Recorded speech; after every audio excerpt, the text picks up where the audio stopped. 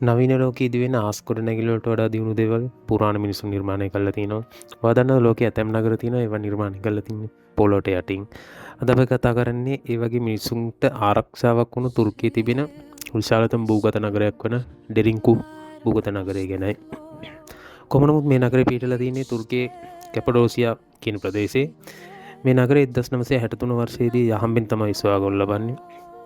මිනිසෙකු තම බිම්මාලේ නිවාස අලුත් වැඩියාවක් කරන අතරතුර බිත්තියක් කඩන අවස්ථාවක තමයි මේ උමම් මාර්ගය හමු වෙලා තින්නේ. පසු කරන ලද ගැනීම් වලින් මේ භූගත නගරය සොයාගනු ලබනවා. නගරය අඩි 280ක් ගැඹුරට වීදලා ගොස් තියෙනවා කියලා තමයි සඳහන් වෙලා තින්නේ. සඳහන් වන විදිහට පුද්ගලයන් 20000කට පමණ මෙහි නවාතන් ගත හැකි ලෙස නිර්මාණය කරලා තිනවා.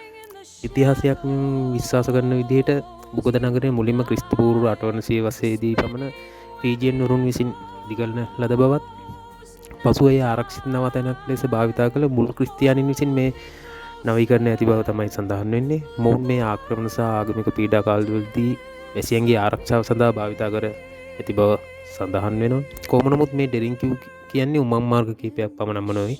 ඒ සම්පූර්ණයෙන්ම ක්‍රියාකාරී නගරයක්. විසිත්ත කාමර, මුල්තැන්ගෙයි, වයින් ෂොප්, ඒ කියන්නේ වයින් විකුණන තැන්, ගබඩා කාමර, අශ්වගාල්, විශාල පොදු පල්ලි, පාසල් වගේ දේවල් තියලා තිනවා. නැවුම් වාතය ඇතුළට ගෙනීම සඳහා විශාල වාත පද්ධති වැනි දේවල් තියෙනවා. ඒ වගේ සිරකුටියක්ද මෙහි තිබූ බව සඳහන් වෙලා තිනවා. ඒ වගේම මේ නගරයේ මහල් 18කින් යුක්ත එකක්. ඉහළ මහල් නිදන කාමර ලෙස භාවිතා කරලා තිනවා. ඒ වගේම පහළ මහල් ඔවුන්ගේ ගබඩා කාමර ලෙස තමයි භාවිතා කරලා තින්නේ. මේ නිර්මාණය කර තිබෙන්නේ ගිනි කඳු වල පාෂාණ වලින් බව තමයි සඳහන් වෙන්නේ.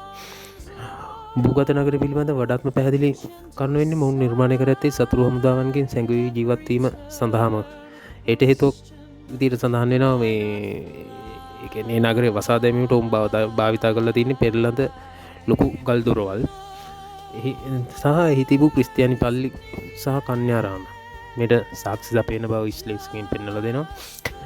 වසර ගණනාවක් තිස්සේ කළ අධ්‍යයනයන් සමග මුද ඩෙරින්කු පිළිබඳ බොහෝ දේ තාමත් නොදන්නා කරුණක්. සමහර විද්‍යාඥයන් විශ්වාස කරනවා කැපඩෝසියාවේ අනිකුත් භූගත නගර වලට මේ උමම් මාර්ග සම්බන්ධ වෙන බව.